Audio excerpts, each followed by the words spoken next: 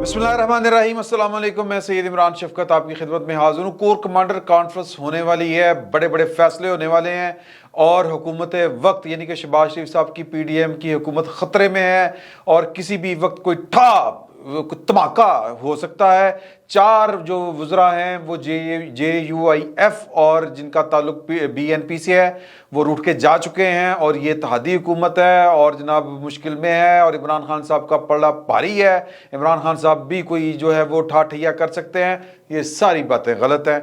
ये पाकिस्तान के कुछ जैयद साफ़ी भी ये बातें कर रहे हैं। कुछ पाकिस्तान से मफरूर लोग जो हैं वलायत में बैठ के अजीबो गरीब किस्म की का प्रोपेगेंडा कर रहे हैं। आपने नहीं घबराना, कुछ नहीं होने वाला, कुछ नहीं होना, क्योंकि कुछ और होने का इम्कान ही नहीं है, चांस ही नहीं है, जगह ही नहीं है।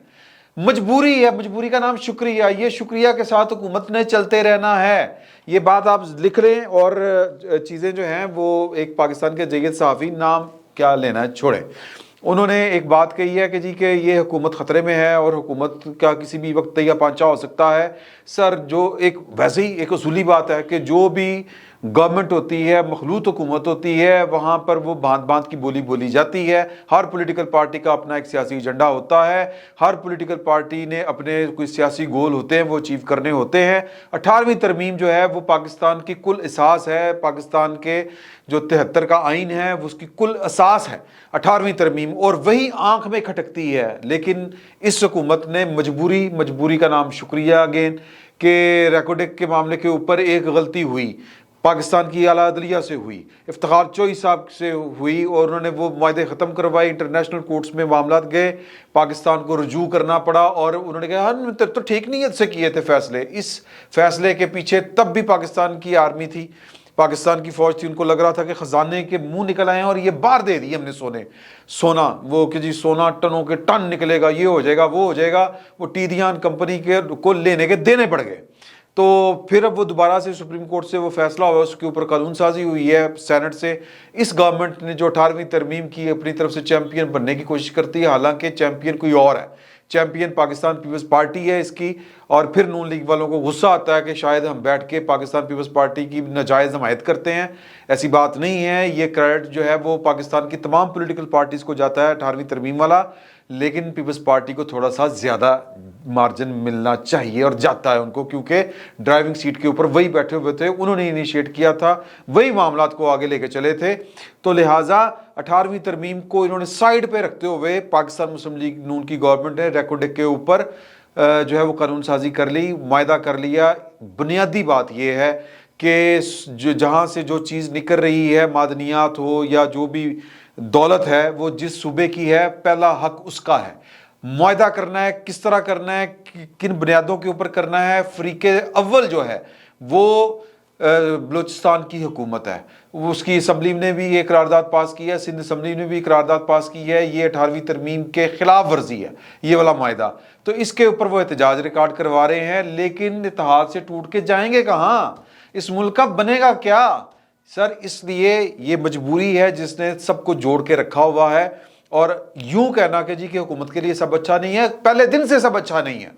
ये तो किसी और का गंद उठाया हुआ है इस PDM की हुकूमत ने, क्योंकि बचगाना हरकत हुई पाकिस्तान के साथ, पहले दिन से ही बचगाना हरकतें हो रही हैं। सर, हम पहिया ईजाद करने की कोशिश कर रहे हैं पाकिस्तान में। दुनिया भर तय कर चुकी है कि जो जमहूरिया है, जो रियासतें हैं, मॉडर्न स्टेट्स जो हैं, वो मुल्क के अवाम ने चलानी है। हम जनाब वो पहिया, चूँकि हमने ईजाद करने का शौक़ है और हम वो अपना कोई और फार्मूला लगाने की हर दफ़ा कोशिश करते हैं। कभी नवाज शरीफ फार्मूला होता है, कभी IGI फार्मूला होती है, कभी बेनज़ीर का रास्ता रोको फार्मूला होता है, कभी शेख मुजीब का रास्ता रोको फार्मूला होता है, कभी फ़ौज को यूं करके ले आएँ, अयूब खान साहब की तरह कैबिनेट में ले आएँ, कभी यूं करके आ जाएँ, कभी परवेज़ मुशर्रफ साहब की तरह एमरजेंसी लगा दें, कभी ज़ियाउल हक की तरह इस्लाम नाफिज करने की कोशिश कर दें, कभी इमरान खान साहब की शक्ल में हुक्मरानी शुरू कर दें। तो सारे तजर्बे नाकाम हुए हैं। तो इसलिए ये जो पहिया ईजाद करने की कोशिश है वो तरक हो जाए तो अच्छा है। तो कहने का मकसद ये है कि ये मामला जो है वो गड़बड़ेशन का शिकार हैं और हुकूमत जो है वो चलेगी, क्योंकि ऑप्शन किसी के पास नहीं है। सारी ऑप्शनें ख़त्म हो चुकी हैं, सारे तजर्बे नाकाम हो चुके हैं। आखिरी तजर्बा इमरान खान नामी जो है वो भी नाकाम हो चुका है।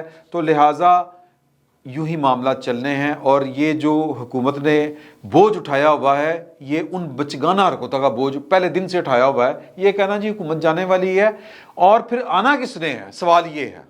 और फिर जिसने जो आने की ख्वाहिश कर रहा है क्या कोई इसको आने देगा, सवाल तो ये है। क्या उसको उससे कोई और कुछ, मेरा मतलब है हाथ और लगवाने हैं। तो ये बुनियादी सवाल है जिसका खुल के इजहार जो है वो हमारे जो स्टेट ऑफिशियल्स हैं वो नहीं कर सकते, क्योंकि ये कानून ज़ाब्ते में आती नहीं है बात। तो ये कहना कि इमरान खान साहब बहुत तगड़े हैं, सर स्वात मिट्टी तगड़े हैं। अवाम जो है वो असल तगड़े होते हैं और जिसके साथ अवाम हो वो तगड़े होते हैं। खान साहब के साथ अगर अवाम होते तो वो 25 मई को जलील होकर वापस जाते बनी गाला। क्या वो 7 महीने बाद 6 महीने बाद ये 26 नवंबर को जलील होके जाते, मतलब असम्बलियाँ तोड़ूंगा, ये कर दूंगा, वो कर दूंगा। सर कितने असम्बलियाँ टूटी हैं, कहाँ पे, मतलब उनकी कौन सा वो सियासी मार्का है जो उन्होंने सर कर लिया है इमरान खान साहब ने। ताकतवर होते तो अभी चौक में सर, मेरा मतलब वो कथक डांस कर रहे होते। कोई ताकतवर नहीं है, बल्कि यूं अभी मेरे एक दोस्त कह के गए हैं कि ये पहला इनकलाबी हमने देखा है जो गिरफ्तारी के खौफ से अपने घर नहीं जा रहा। गिरफ्तार, वैसे तो जमान पार्क भी उन्हीं का घर है, लेकिन बनी गाला गिरफ्तारी के खौफ से, अदरवाइज दूसरा कोई मसला ही नहीं है।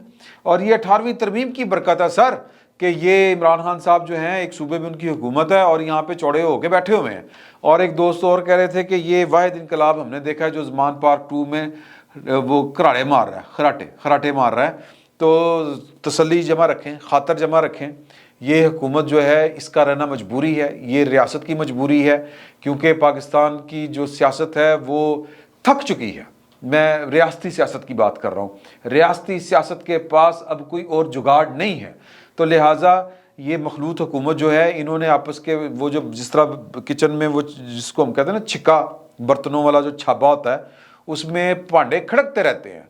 तो ये भांडे खड़कते रहेंगे, इसलिए आपने परेशान नहीं होना किसी बहुत बड़े साहब की भी बात सुन के कि हुकूमत में बहुत बुरे हालात हैं। बुरे हालात तो हैं, ये किसी से ढके छुपे हैं।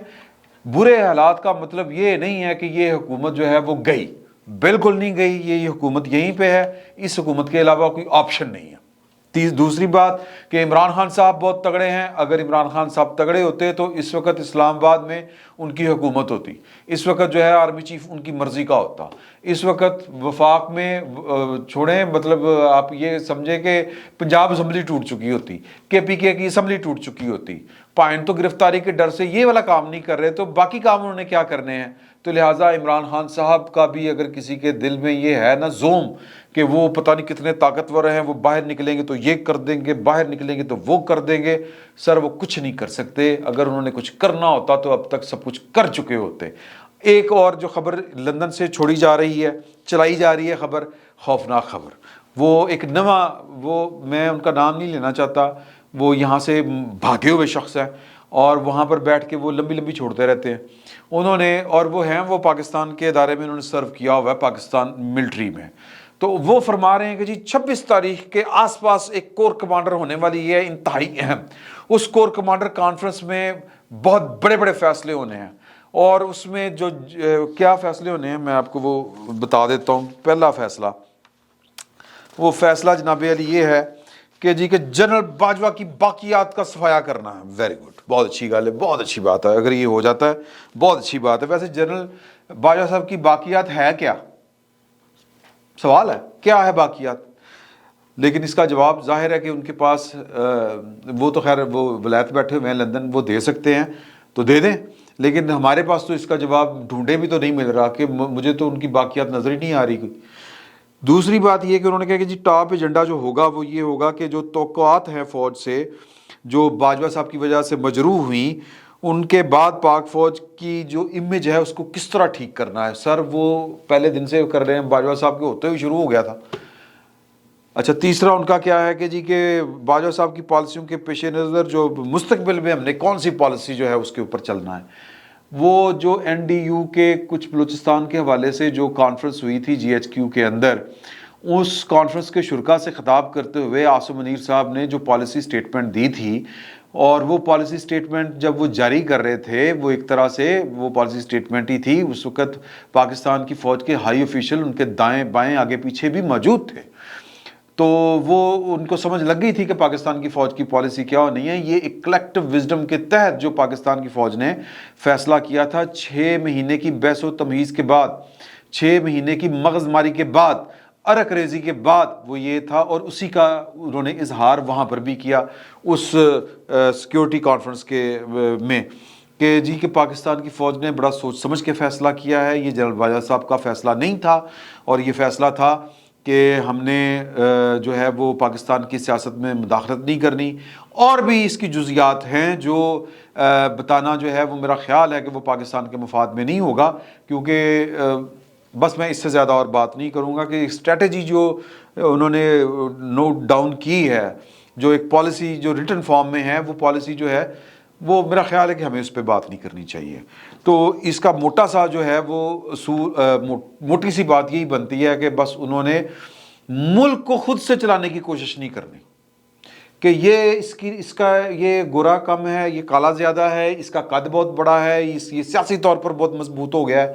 اب یہ جو پسند اور ناپسند کے تحت لوگوں کو چوز کر کے اپنی مرضی کی پالیسی ملک پر نافذ کرنا, یہ کام نہیں ہونا. ملک انہوں نے طے کر لیا ہے کہ اسی نہیں چلانا, یہ ملک وہی چلائیں جو لوگ اس کے لیے چوز کیے جاتے ہیں, یعنی کہ عوام اپنے نمائندوں کے ذریعے چلائیں. فلسفیکل سی بات لگتی ہے, کتابی سی کہانی لگتی ہے, لیکن ابھی تک یہی ان کا فیصلہ ہے, کیونکہ انہوں نے ہر طرح کا تجربہ کر کے دیکھ لیا ہے, اور ہر طرح کے تجربے کا رزلٹ ایک ہی نکلا ہے, ناکامی.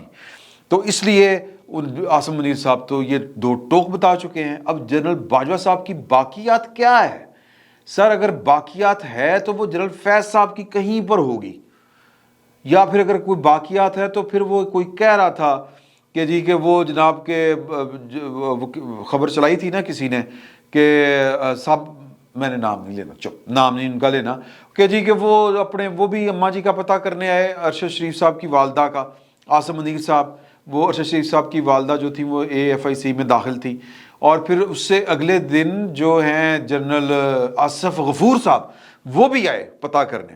اب وہ جب انہوں نے اسٹیشن چھوڑا ہوگا, اب ان کو کس طرح لگ رہا ہے کہ ٹچ بٹنانی جوڑی جو تھی,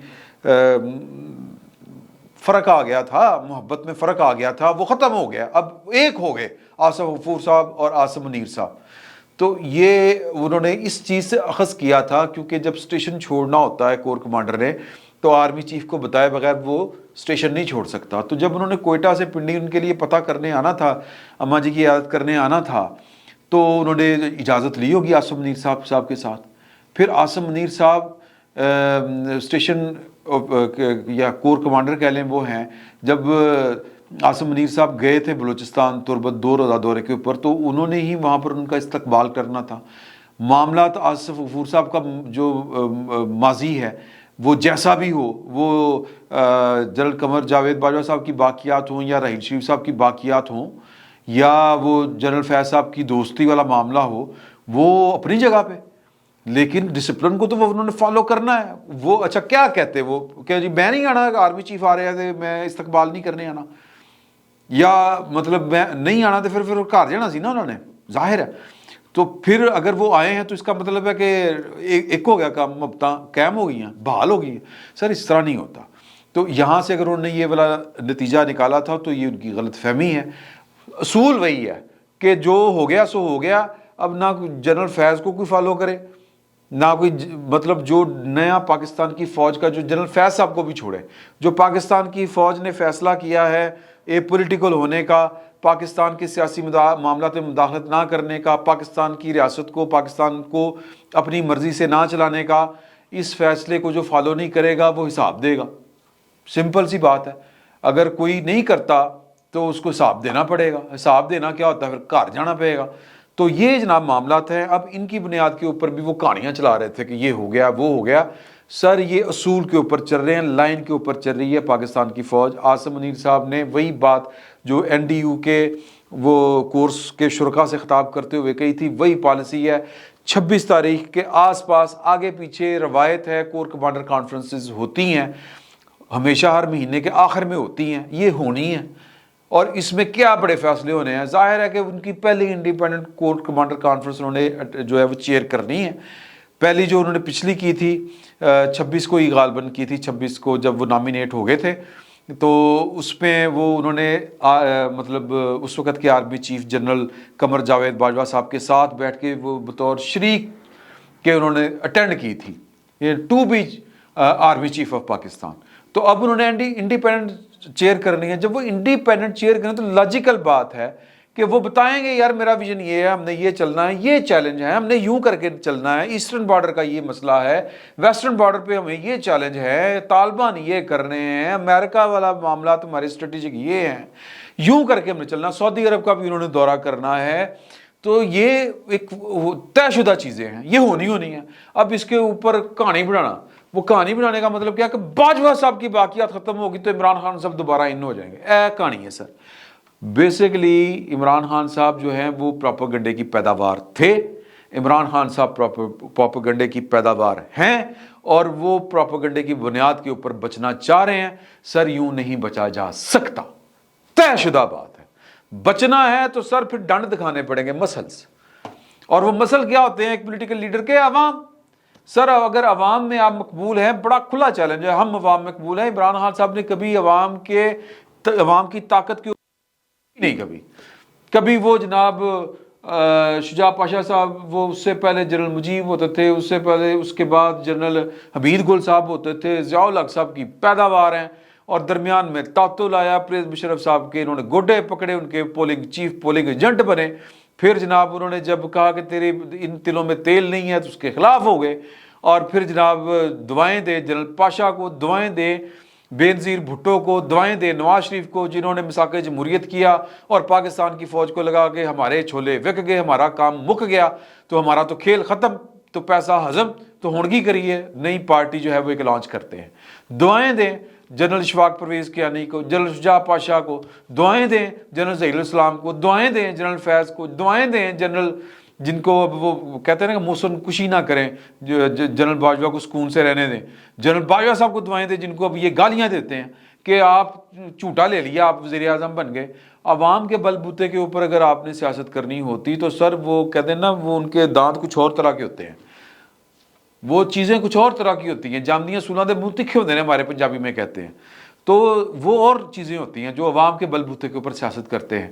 آپ تو عوام ساتھ تھی، آپ بنی گالہ چلے گئے تھے، عوام ساتھ تھی، آپ پنڈی سے لاہور واپس آ گئے، عوام ساتھ ہے، گرفتاری کے خوف سے بنی گالہ نہیں جاتے۔ تو خان صاحب کا کوئی فیوچر نہیں ہے، یہ پروپیگنڈے کی پیداوار تھے، پروپیگنڈا کی وجہ سے ہی چل رہے تھے، اور یہ چاہ رہے ہیں کہ دوبارہ سین میں انہوں پروپیگنڈے کی وجہ سے نہیں ہو سکتا۔ چھٹی کرو، فی الوقت اتنا ہی، بہت بہت شکریہ۔